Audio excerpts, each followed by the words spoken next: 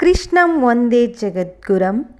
ಪ್ರತಿನಿತ್ಯ ಈ ಪುಟ್ಟ ಕೃಷ್ಣನ ಮಂತ್ರ ಪಠಿಸಿದರೆ ಅಪಘಾತಗಳೇ ಆಗೋಲ್ಲ.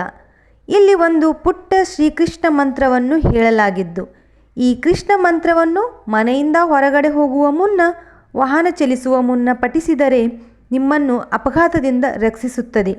ಅಪಘಾತದಿಂದ ನಮ್ಮನ್ನು ರಕ್ಷಿಸುವ ಆ ಪುಟ್ಟ ಕೃಷ್ಣ ಮಂತ್ರ ಯಾವುದು ಎಂಬುದನ್ನು ಈ ವಿಡಿಯೋದಲ್ಲಿ ತಿಳಿಸಿಕೊಡಲಾಗಿದೆ. ಹಾಗೆ ಈ ಮಂತ್ರವನ್ನು ಪಠಿಸುವ ವಿಧಾನ ಮತ್ತು ಪ್ರಯೋಜನಗಳು ಏನಿದೆ ಅಂತಲೂ ಕೂಡ ಈ ವಿಡಿಯೋದಲ್ಲಿ ತಿಳಿಸಿಕೊಡಲಾಗಿದೆ. ಮೊದಲಿಗೆ ನಮ್ಮ ಚಾನಲ್ ಏನಾದರೂ ನೀವು ಹೊಸದಾಗಿ ನೋಡ್ತಾ ಇದ್ದರೆ ದಯವಿಟ್ಟು ಸಬ್ಸ್ಕ್ರೈಬ್ ಮಾಡಿಕೊಂಡು ನೋಡಿ ಅಂತ ಹೇಳ್ತಾ, ಹಾಗೆ ವಿಡಿಯೋಗೊಂದು ಲೈಕ್ ಕೊಟ್ಟು ಕಮೆಂಟಲ್ಲಿ ಜೈ ಶ್ರೀಕೃಷ್ಣ ಅಂತ ಕಮೆಂಟ್ ಮಾಡಿ. ಬನ್ನಿ ವಿಡಿಯೋನ ಶುರು ಮಾಡೋಣ. ಇತ್ತೀಚಿನ ದಿನಗಳಲ್ಲಿ ರಸ್ತೆ ಅಪಘಾತಗಳು, ಅಹಿತಕರ ಘಟನೆಗಳು ಹೆಚ್ಚಾಗುತ್ತಿರುವುದನ್ನು ನಾವು ಗಮನಿಸಬಹುದಾಗಿದೆ. ಇದರಿಂದಾಗಿ ನಾವು ಮನೆಯಿಂದ ಹೊರಗಡೆ ಹೋಗುವಾಗ ಮರಳಿ ಮನೆಗೆ ಬರುತ್ತೇಯೋ ಇಲ್ಲವೋ ಎಂಬುವ ಭಯವು ನಮ್ಮ ಮನಸ್ಸನ್ನು ಕಾಡುವುದು ಸಾಮಾನ್ಯ. ಸಾವು ನೋವುಗಳು ಹೆಚ್ಚಾಗುತ್ತಿರುವ ಈ ದಿನಗಳಲ್ಲಿ ನಾವು ನಮ್ಮನ್ನು ರಕ್ಷಿಸಿಕೊಳ್ಳಲು ಆಗದೇ ಇರಬಹುದು, ಅಥವಾ ನಮ್ಮ ಪ್ರೀತಿ ಪಾತ್ರರನ್ನು ರಕ್ಷಿಸಲು ಆಗಿರಬಹುದು. ಈ ಕೃಷ್ಣನನ್ನು ಪೂಜಿಸಬೇಕು, ಹಾಗೆ ಕೃಷ್ಣ ಮಂತ್ರಗಳನ್ನು ಪಠಿಸಬೇಕು. ಪ್ರತಿದಿನ 11 ಬಾರಿ ಈ ಮಂತ್ರವನ್ನು ಪಠಿಸಿದರೆ ನಿಮಗೆ ಯಾವುದೇ ರೀತಿ ಅಪಘಾತಗಳು ಸಂಭವಿಸುವುದಿಲ್ಲ. ಶ್ರೀಕೃಷ್ಣನಿಗೆ ಸಂಬಂಧಿಸಿದ ಒಂದು ಪ್ರಾಚೀನ ಮಂತ್ರದ ಬಗ್ಗೆ ಹೇಳಿಕೊಡಲಾಗಿದೆ. ಇದನ್ನು ನಾವು ಪಠಿಸುವುದರಿಂದ ಮಾನಸಿಕ ಶಾಂತಿ ಕೂಡ ದೊರೆಯುತ್ತದೆ. ಆಧ್ಯಾತ್ಮಿಕ ದೃಷ್ಟಿಕೋನದಿಂದ ನೋಡುವುದಾದರೆ ಈ ಒಂದು ಮಂತ್ರವನ್ನು ನಮ್ಮ ಅಪಘಾತಗಳಿಂದ ರಕ್ಷಿಸುವುದು. ಈ ಕೃಷ್ಣನ ಮಂತ್ರವನ್ನು ನಾವು 11 ಬಾರಿ ಪಠಿಸಬೇಕು. ಹಾಗೆ ವಿಶೇಷವಾಗಿ ಮನೆಯಿಂದ ಹೊರಗಡೆ ಹೋಗುವ ಮೊದಲು, ಪ್ರಯಾಣ ಮಾಡುವ ಮೊದಲು ಈ ಮಂತ್ರವನ್ನು ಪಠಿಸಬೇಕು. ಮತ್ತೊಮ್ಮೆ ಕೇಳಿಸಿಕೊಳ್ಳಿ. ಮನೆಯಿಂದ ಹೊರಗಡೆ ಹೋಗುವ ಮೊದಲು ಮತ್ತು ಪ್ರಯಾಣ ಮಾಡುವ ಮೊದಲು ಈ ಮಂತ್ರವನ್ನು ಪಠಿಸಬೇಕು. ಈ ಒಂದು ಮಂತ್ರವನ್ನು ನಮಗೆ ರಕ್ಷಣೆಯ ಗುರಾಣಿಯಾಗಿ ಕೆಲಸ ಮಾಡುತ್ತದೆ.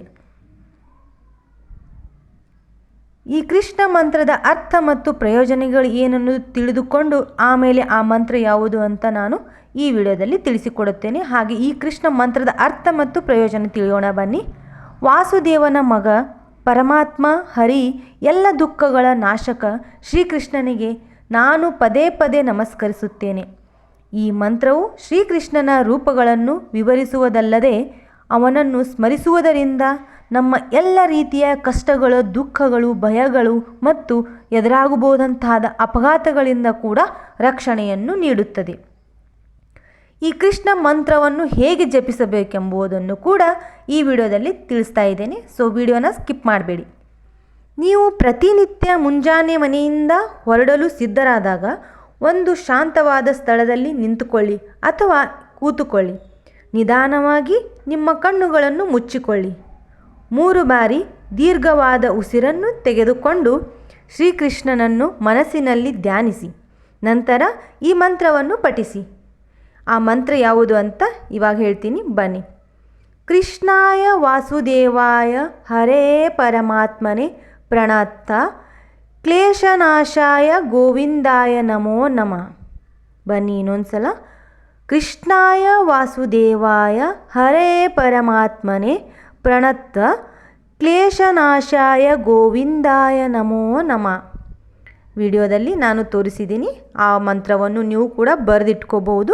ಹಾಗೆ ನನ್ನ ವಿಡಿಯೋನ ಸೇವ್ ಮಾಡಿಟ್ಕೊಂಡ್ರೆ ಅದು ಡೈಲಿ ಕೂಡ ನೀವು ಈ ವಿಡಿಯೋದ ಮಂತ್ರವನ್ನು ನೀವು ಪಠಿಸಬಹುದು.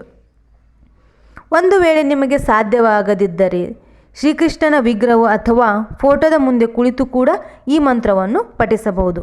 ಈ ಮಂತ್ರವನ್ನು ನೀವು ನಿಮ್ಮ ಮನಸ್ಸಿನಲ್ಲಿ ಪಠಿಸುವುದು ಉತ್ತಮ. ಈ ಕೃಷ್ಣ ನಿಜವಾಗಿಯೂ ನಮ್ಮನ್ನು ಅಪಘಾತಗಳಿಂದ ರಕ್ಷಿಸುತ್ತಾನ ಅಂತ ನಿಮಗೆ ಡೌಟ್ ಇರಬಹುದು. ಸೊ ಇವಾಗ ತಿಳಿಸ್ಕೊಡ್ತೀನಿ ಬನ್ನಿ.